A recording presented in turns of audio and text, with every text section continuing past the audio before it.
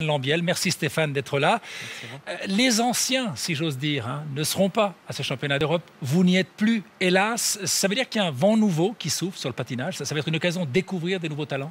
Je pense que l'année après les Jeux Olympiques, il y a toujours l'ancienne génération et la nouvelle génération qui entrent donc dans une nouvelle période. Et puis ça sera l'occasion, je pense, pour les jeunes de créer la surprise et peut-être de trouver des nouveaux talents. Vous, Stéphane, vous n'êtes pas vieux, hein, vous n'avez que 25 ans. On vient de le dire, vous êtes un retraité, c'est une réalité. Est-ce que dans le patinage suisse, il y a une vie après Stéphane Lambiel? On a quand même le sentiment que la fédération n'a pas fait grand-chose pour tirer profit de vos succès. C'est difficile à dire. Je pense qu'il y a quand même beaucoup de patineurs, de bons patineurs en Suisse. Et je peux remarquer partout où je vais qu'il y a un grand intérêt pour le patinage. On voit de plus en plus de garçons qui s'intéressent au patinage. Ça, c'est quand même un point positif. Après, c'est clair que... Mais la relève, elle se fait attendre quand même. Elle se fait attendre, mais en même temps, c'est tellement de sacrifices. C'est un travail qui est énorme. Il y a aussi une question de timing. Et puis aussi... profiter de l'opportunité. Je pense que ces championnats d'Europe de Berne représentent vraiment une grande chance pour les 3 patineurs suisses qui seront en lice à partir de demain à Berne. Parce que justement, à vous, c'est vrai qu'en 2002, à Lausanne, au championnat d'Europe, vraiment, ça a lancé votre carrière. Vous avez les images là. Il était tout jeune, hein, Stéphane, il avait 16 ans. Il n'était pas le seul à être jeune. Justement, 16 ans à la maison, c'est toujours une belle occasion parce qu'on se sent porté par le public et puis c'est la possibilité de se surpasser, de créer une surprise. Et comme je le disais, là, le fait que les Jeux Olympiques soient derrière, il y a vraiment la place pour la nouvelle génération de créer une surprise. Celui qui va vous succéder à l'affiche de la catégorie masculine, c'est le Genevois Laurent Alvarez. Il est entraîné par votre entraîneur de toujours, Peter Gruter. Laurent Alvarez, il n'aura pas la tâche facile d'arriver là derrière vous. Vous le sentez comment ? Écoutez, je m'entraîne régulièrement avec Laurent et puis je vois qu'il travaille énormément. Il a fait beaucoup de progrès ces derniers mois. Il a la possibilité également de s'entraîner avec le vice-champion d'Italie, Paolo Bacchini, qui s'entraîne également au Vernet. Et puis, ces 2 patineurs, ils se motivent l'un et l'autre pour essayer de créer cette énergie qu'on a besoin pour progresser. Et je lui souhaite vraiment beaucoup de chance, beaucoup de réussite cette semaine parce que c'est un collègue, c'est un ami et puis je lui souhaite beaucoup de succès. On est aussi un petit peu inquiet autour de Sarah Meyer. Elle n'a pas fait de compétition cette saison. En même temps, elle fait son retour à la compétition à Berne et ce sera ses adieux. Est-ce que vous avez des nouvelles? Mentalement, elle est quand même fragile, toujours Sarah. Je pense que physiquement, elle est fragile et puis du coup, elle ne peut pas compter sur cette force physique, cette forme physique qu'elle n'a pas. Et j'ai un petit peu peur pour ses nerfs aussi, mais je pense qu'elle a toutes ses chances au championnat d'Europe. Et puis encore une fois, le public de Berne va la soutenir et elle pourra compter justement sur l'ambiance à Berne qui va sûrement la motiver et qui va lui permettre peut-être, qui sait, de gagner une médaille au championnat d'Europe. Ça, c'est pour Berne. Mais vous, votre retraite, comment ça se passe? Ma retraite se passe bien. Je dois dire que j'ai la chance maintenant de commencer une nouvelle carrière pour une semaine au championnat d'Europe à Berne en tant que consultant. Alors c'est un boulot difficile, mais c'est un boulot passionnant. Je pense que ça va être très intéressant et je me réjouis énormément de ce job d'une semaine. J'espère que peut-être à l'avenir, on pourra continuer ensemble.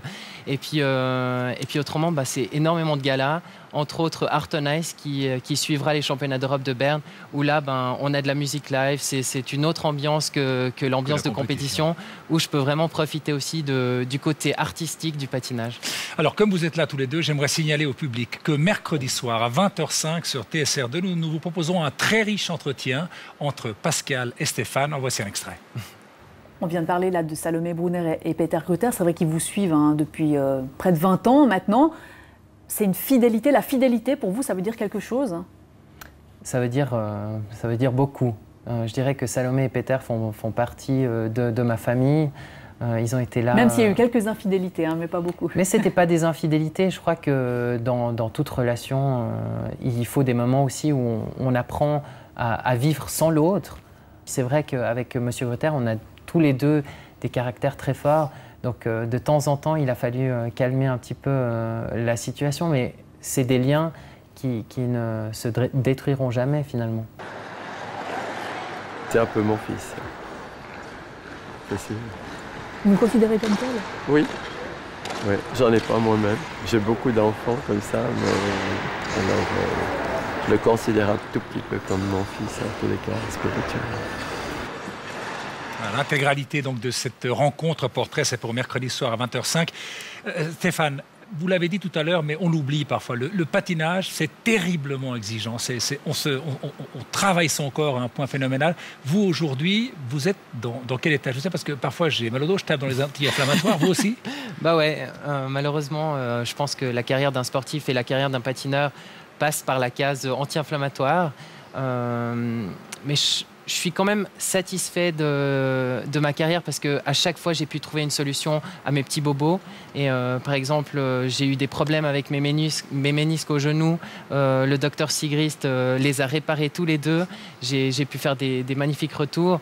Et puis aussi avec mon problème aux adducteurs avant les Jeux Olympiques de Vancouver, c'est vrai que ce rêve, finalement, il était peu accessible, mais j'y ai quand même, j'ai pu le faire grâce, je pense, à beaucoup de physio, grâce à un team autour de moi qui m'a protégé, qui m'a toujours soutenu, et je les remercierai jamais assez. Juste un mot encore, Stéphane, sur les championnats d'Europe, parce qu'il y a pas mal de petites nouveautés, on va dire, dans le fonctionnement. Notamment, maintenant, le samedi sera consacré, en tout cas là, à Berne, aux libres hommes et aux libres femmes. C'est une bonne chose, ça, les hommes, le soir, en prime time?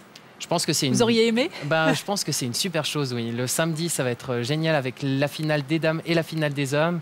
Et on aura donc peut-être une médaille suisse avec Sarah Meyer. Et puis après, chez les hommes, une superbe bagarre entre Thomas Werner et Brian Joubert. Et puis les jeunes, Florent Amodio. Mon favori, ce serait l'Espagnol Xavier Fernandez. Ouais. Qui a un énorme potentiel. Donc je pense pour les spectateurs, c'est incroyable d'avoir les deux finales le même jour. Ça va attirer énormément de monde. Ah, on le sent qu'il est dedans, hein, on se réjouit. Et vous pensez que la ferveur sera là, que le public suisse, il est demandeur pour ces championnats d'Europe? Nous, en tout cas, on va faire une forte couverture en télévision. Je pense que le public est prêt et il y a un énorme intérêt pour le patinage. Je peux déjà